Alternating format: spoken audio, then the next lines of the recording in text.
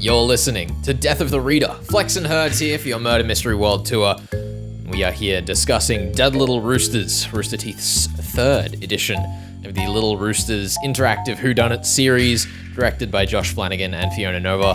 And Herds, Flex, we have some sad news. I know, we've been bamboozled. We've been bamboozled. Bamboozled. We said last week on the show that if we got any of the last few predictions wrong, we would be giving a point to Sean Britton, and I'm here to announce that Sean Britton will in fact be getting the points Can I for this say, edition of the show. Look, for the record, I thought I was quite clever seeing that Issa's pencil was the hand of creation. I did as well! But I suppose it does make sense in hindsight that Eric would be killed by his creation. Yes. Because he was the one who made the monkey, and the monkey's the killer. That's right. But he didn't get away, and that makes me sad. Oh, well. We'll have to save his soul in the next iteration of Dead Little Roosters. Dead Little Ghosts?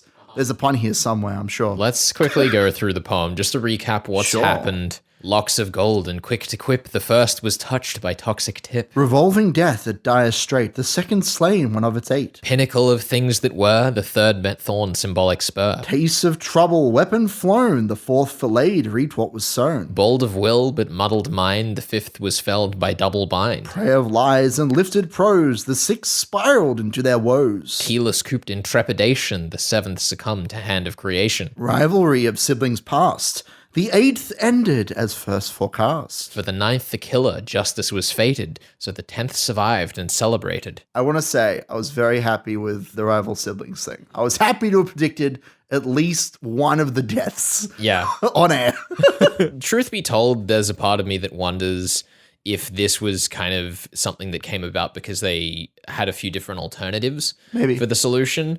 I mean, it seems like, in a sense, like the obvious solution because Issa was a writer on the show, so he put themselves at the end there. Yeah, and obviously when you look through a lot of these, they are intentionally meant to be a little goofy and clever and not necessarily the most obvious thing that comes of the riddle. Sure. So there were intentionally red herring elements thrown in there. So whilst we could sit here and be like, oh, but the more clear sounding and foreshadowed answer was like, that's not the spirit of the game. I'm not worried about what was like clear or foreshadowed. Yeah. Like it's goofy and silly. I'm just thinking about like structurally keeping more characters around. Like, as I said last week on the show, the decision to keep Michael on as a corpse was like an incredible decision. To keep him on and have his energy, his presence, let's say, as part of the show with Lindsay, it was incredibly clever. Well, I mean, the fun thing with Michael was that obviously while they're playing with his quote-unquote corpse, he's breaking character because he can't keep himself still, and that's like part of the fun of that. In that nature, having one like 10-minute episode that's slightly weaker to help support the nature of the game is totally fine. It's like having a murder mystery, for example, a more traditional murder mystery book where you have a more twisty culprit that is foreshadowed the whole time along, but you do have to kind of slow down and burn things out at the end. I was still on the edge of my seat, up until that final episode. Yeah. Seeing if all of our predictions, all the things that we'd theorized would come true. And that's very much in the spirit of murder mystery. Totally. And honestly, the most entertaining part to me of the entire show was the reveal that the narrator detective Trevor that we had along was actually just in the room with the culprit the entire time. And that was amazing. They add him into the poem. It's like, and also Trevor died. It's great. Yeah. It's so fantastic, and I really love the sequence because Trevor's been in this like black amorphous space the entire time, even when he's been on phone calls with people. And then they kind of reshoot a couple of those, but showing him being in the culprit's room. And I thought that was a really fun, clever way of just kind of poking fun at what's been going on this whole game, because one of the gags through the show, and I think the Rooster Teeth community, but I'm not sure on the origins of this, is that Alfredo and Trevor are kind of interchangeable characters for some reason. For some reason, who knows? Yeah, no, I really enjoyed Trevor, actually, and I did like that they went the extra mile to show that Trevor was, not just narrating and like acting as a framing device, but that within the context of the mystery that they were setting up, he was writing, and then Nicodemus should say this, and this character says that. It adds that extra element of whimsy and shows that, like, even though we know watching a Rooster production that it's all going to be very meta and silly and not to be taken seriously, Trevor kind of retroactively justifies that in a sense, like within the true narrative or like the serious narrative, which I like a lot. I think the other thing that was really good about that is that our culprit this time around, compared to the other two Little Rooster series, I felt had an actually compelling motive that was actually set up. Oh yeah, it's foreshadowed from the very first episode in the most like, how do I put this? The most tropey way possible. Like, Nicodemus became rich, or his parents became rich from gambling and winning all the gambles. And so, of course, the culprit is someone who was like wronged by one of those gambles. Compared to, for example, the first series of Dead Little Roosters, where you get to the end and the entire motive is a meta gag. And that's fine, as we've established, because that's the Rooster Teeth tone. But I think that having simultaneously the Rooster Teeth tone and a credible motive made the ending way more satisfying here. Yeah. I think that this story does a really good job of balancing both the serious and the silly. I think that is the highest praise I can give it. That and the general production quality. I can't stop. All the sets and the costumes and everything. It's beautiful. Yeah, it's even some of the digital effects are pretty good. You know, we went back to rewatch a couple of episodes and we had completely forgotten about the talking penis mirror in one of the earlier episodes. I had not forgotten. I had just decided not to mention. Oh, okay. It's awful. It's very ridiculous. Is that? I assume that's a reference to something to do with Blaine. I don't know how to categorize it in my brain. I couldn't find that in the admittedly very limited research I did on it. I don't know what to tell you about the talking penis mirror. It just is ridiculous. It just is ridiculous. Flex, on the subject of dumb things and hilarious things, can I ask, what was your favorite death? Was it Trevor's? Was that your favorite like kill on the show? Or was there one that you thought was, physically or metaphorically perhaps greater? I don't know. What was your favorite kill? I think Trevor was definitely my favorite on the show. I feel like that as well, of all of them, has the longest shelf life. Okay. If that makes sense. That's a joke that doesn't need to be contextualized by the other shows. I feel like the one that sticks in my head weirdly is Blaine's. I think just the realization of the double bind and the meaning of that phrase still sticks with me. I like the fact that we are dealing with what one might call a like narratively binding riddle, and the binding contract is what killed him. Look, it's like it works on many layers. Oh, absolutely. Okay. I was going to say that one doesn't really have a shelf life. Well, as we were talking about last week. That is such a dry way to talk about it. That's like, we're talking about a show being funny and being so unbelievably clinical. It's very typical of us. I'm sorry. I can't help it. I'm blaming me, not you. Good. You should be blaming you.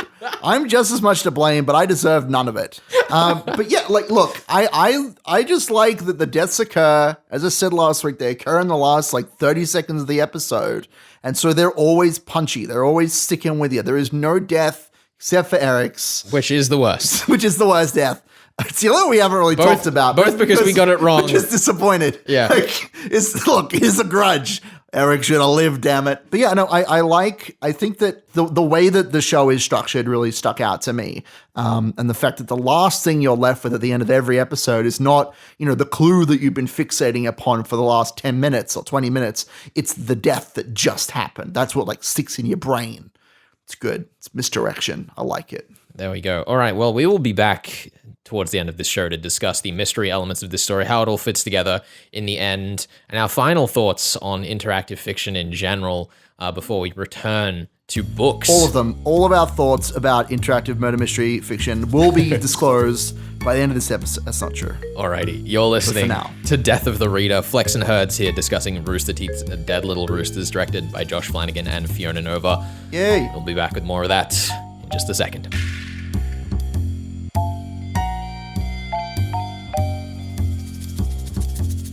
You're listening to Death of the Reader. Flex and Herds here for your Murder Mystery World Tour. We are discussing Dead Little Roosters from Rooster Teeth. And joining us on the line all the way from Texas is Josh Flanagan, one of the sharp minds behind this clever mystery series. Josh, it's so good to have you here with us. Thank you. Thank you for having me. And good morning to you. Good evening to me.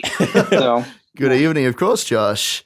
Now, it's pretty clear from the way that Dead Little Roosters was filmed that you were constrained, sir, by social distancing, restrictions in making it all come together. Was there anything of the original plan for the show that you had to abandon before the pandemic spun it all around? No, it's actually the opposite. Like, we were trying to think of what kind of show we could film in a pandemic, and the other showrunner, Fiona Nova, we were both wanting to do a murder mystery and kind of crash these two ideas together.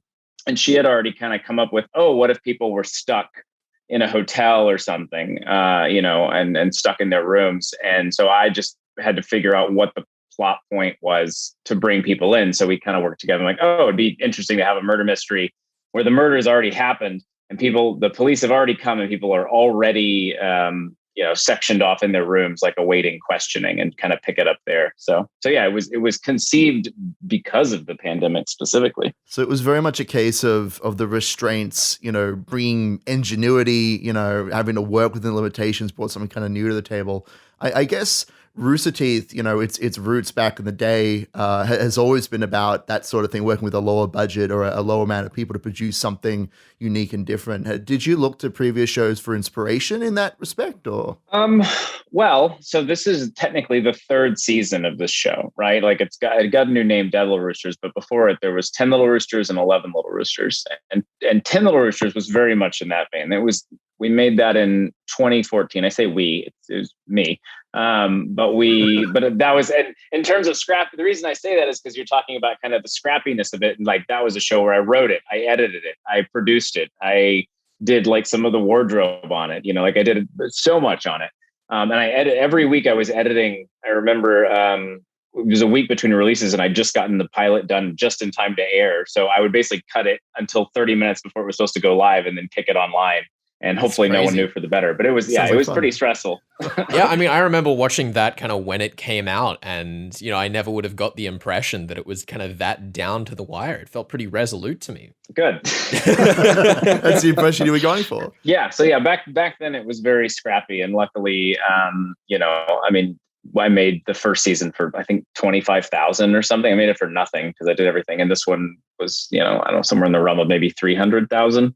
So it's still lower budget thing, but definitely like have gotten to a point where I can get, the reason Dead Little Roosters looks so amazing, like with those sets and those costumes and stuff, is because we were able to hire good people to do it. So yeah, the look is so defined this season. They're like incredibly bright color palette, everything unified so that you know where you are the second the camera cuts. For something where you're jumping between so many scenes and characters so often, I thought that it was really good having that extra kind of visual hit to just make sure your brain was immediately ready when things changed over. Yeah, for sure. It was, and again, that was also something that was also partially born out of the pandemic too. It's like, well, we know people are going to be, we know they're stuck in these rooms. These rooms have to look good in a lot of ways as people kind of try and solve the mystery along with it. They need to learn how to orient themselves, like based on what's in the rooms. Yeah, you mentioned people solving it along. What are some of the most challenging aspects of trying to keep the puzzle fresh when you've got hundreds of thousands of long-running fans picking apart every decision, every prop, every moment of the video? It's hard because that you're going to disappoint somebody. So you want everyone to love it and think you're a genius, and so there's a lot of pressure to like make some clever things. So a lot of times I would go on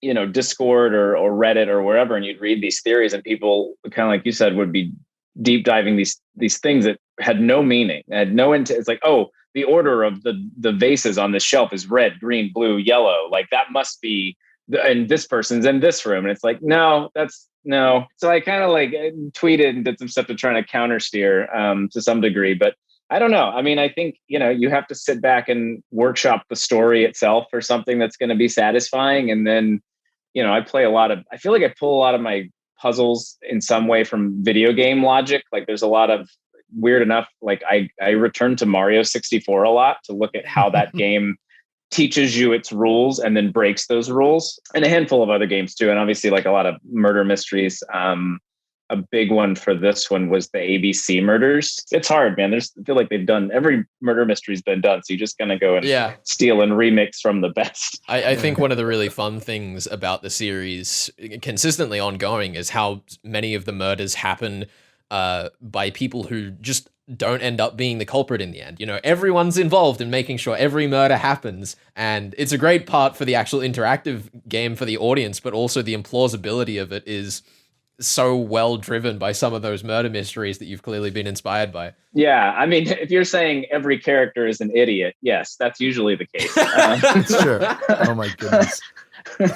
But yeah, at the same time, it's you know, it's I mean, in some of the, you know, there's some plot convenience in there too. Sometimes, like if you think too hard about it, go like, oh wait, if this person hadn't done this, but how would they know? It's like, shh. You just put the pillow over their head, like shh, shh. Just move on. Just don't think about it too hard. You've mentioned there are a lot of different, you know, influences, murder mystery, you know, stories being the most prevalent, I would hope. One of the fun things about the Little Roosters series for Roosties fans is the references that you have put into other shows in there. Or how does that change the writing process for you? Is it additional legwork to keep on top of everything, or do the other shows just help kind of fuel the process? It's been different every season. Like I would say with 10 Little Roosters, you know, way back, I leaned real heavy into inside lore. So there's a lot of jokes where, looking back, like if you don't know Ruby, you don't know this, you know, this or that character from Achievement Hunter or things like that. I think sometimes people would be left a little bit hanging. So I've tried to kind of soften that or add a bit of a learning curve to it over the years of like, oh, maybe you don't know what Ruby is, but here's kind of the handoff, and then still putting jokes and references kind of in the background to be rewarding. And also, like, especially with the when people trying to solve the murder mystery and the clues referencing other shows, that is such an easy area for people to spiral, you know, and start digging through everything they've ever seen of the series, especially something like Ruby that's like 8 seasons deep. So I tried to make it easier as the seasons went, where it didn't go so crazy. But again, you get on Discord and people are like, oh my God, it's the same pattern as Yang's gauntlets in season 5. And you're like, no. I mean, like, I appreciate that for Dead Little Roosters specifically, you had a list of all of the different weapons that could be used in the murders.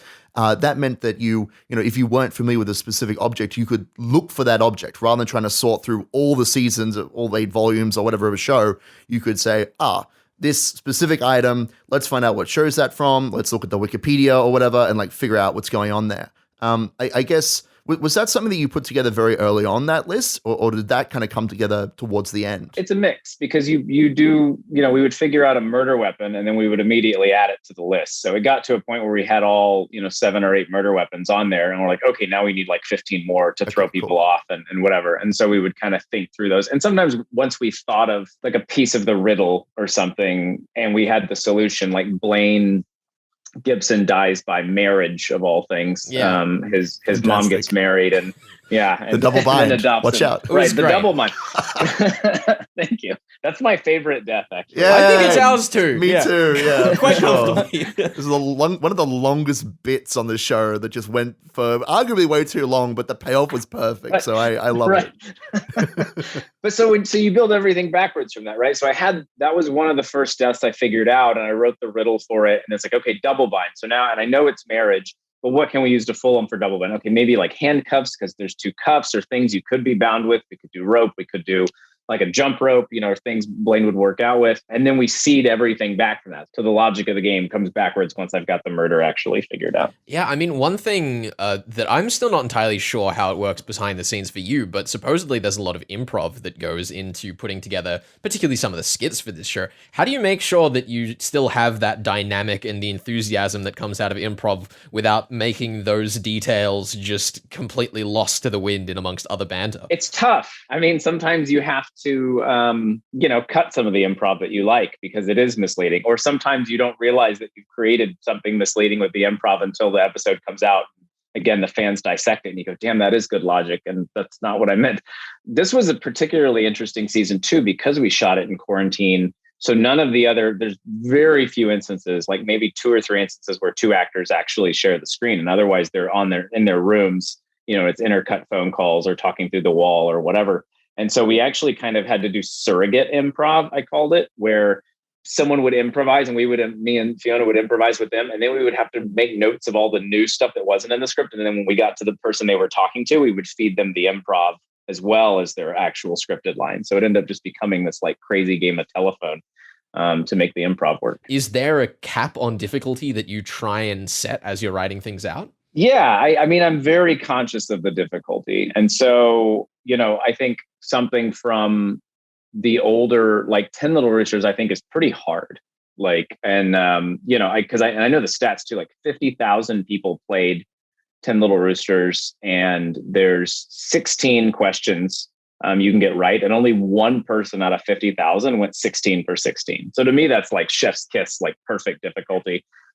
Same thing happened this season. We had one person with a perfect score and like 3 people with they only missed one. So, and then the kind of curve goes like that.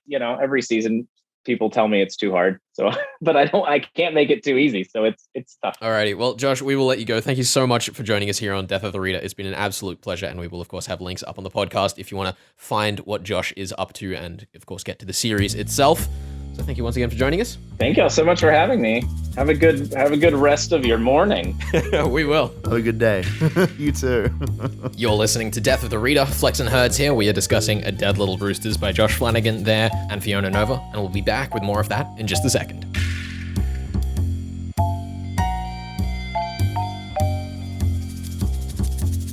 You're listening to Death of the Reader. Flex and Herds here with your Murder Mystery World Tour. We are discussing Dead Little Roosters by Rooster Teeth, an interactive whodunit directed by Josh Flanagan and Fiona Nova.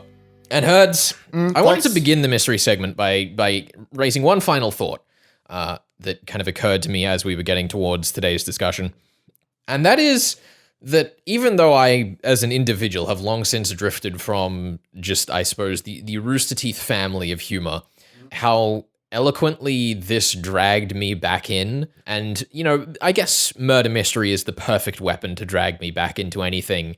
But I did want to just congratulate this show before we kind of tear it a few final shreds.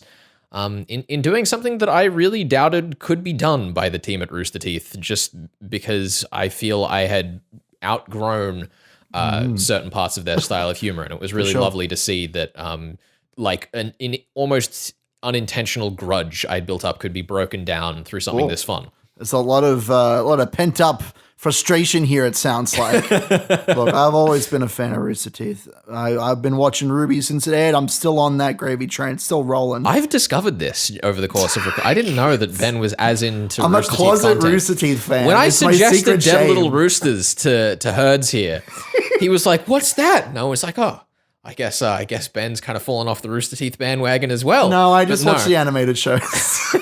Look, I'm all about that life. No Matter Nowhere, Genlock, all that nonsense. It's all good. But yeah, no, I definitely agree that it's good to just like sit down and enjoy a show from Rooster Teeth that I can enjoy more or less wholeheartedly. We were very clinical, in the last in the first part of the show today, but I do feel like it doesn't have any serious flaws. It doesn't have any huge holes in it. There's a whole series of breakdowns of the individual weeks. There's also, I've got this overarching guide. It's called The Art of Sleuthing. Yeah. Which is very, very cool. It's got Josh Flanagan's 5 rules for understanding and picking through the show. And he ends on a 6 point, which isn't actually numbered, which is we want you to solve the riddles, which I think is awesome. He clearly understands murder mysteries and riddles and how they should be presented, which I love. And 5, which is my favorite point, certainty and rabbit holes. And there's a lot of anecdotes here. Apparently a lot of people would just dive down the rabbit hole, say, I think this is the interpretation of this clue, and then try and make a similar to point 4, make everything fit that one solution. Yeah. And that causes problems. For example, if you say, I think the killer is the person who died at the start, and there's no way to critique that answer because we'll never see that character again, you're in a rabbit hole. You need to get out of there. I think that is an excellent point that I wanted to transition over to, talking about how this game is a brilliant example of those murder mystery principles. Because I think one thing that I've had a lot of people ask me is how we have gotten so good at solving murder mysteries. Practice. And I think that, practice is one of them, but the other one is in that last principle there, in that when you are solving a murder mystery, you have to be able and willing to go, I am wrong, let's go back to the start.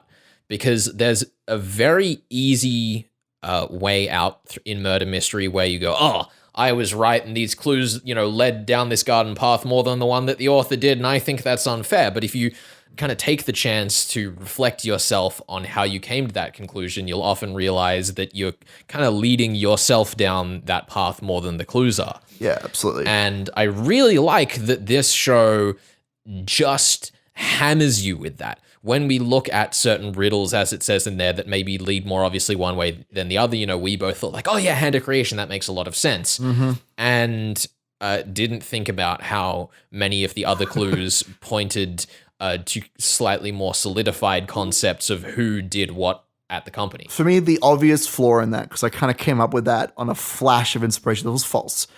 It would be a clever solution, except that it doesn't really tie into Rooster Teeth lore in like a strong, like it ties to the fact that she's a writer, but it doesn't tie into any of the shows or any of the extra trivia.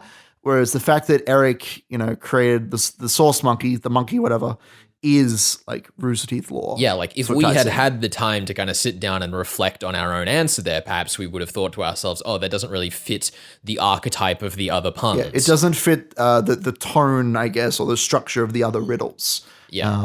Unfortunately for us. Yeah, and at the same time, it's also a really great example of how to lay clues in a visual medium, because obviously through this show, you do have the extra resources of the website, the clue breakdowns, the structure, the poem to kind of guide you through a visual adaptation. But one of the notorious problems that we've spoken about several times on this show, bringing stuff to screen, is how to show things on screen in a way that allows the audience to actually have the time to take them in.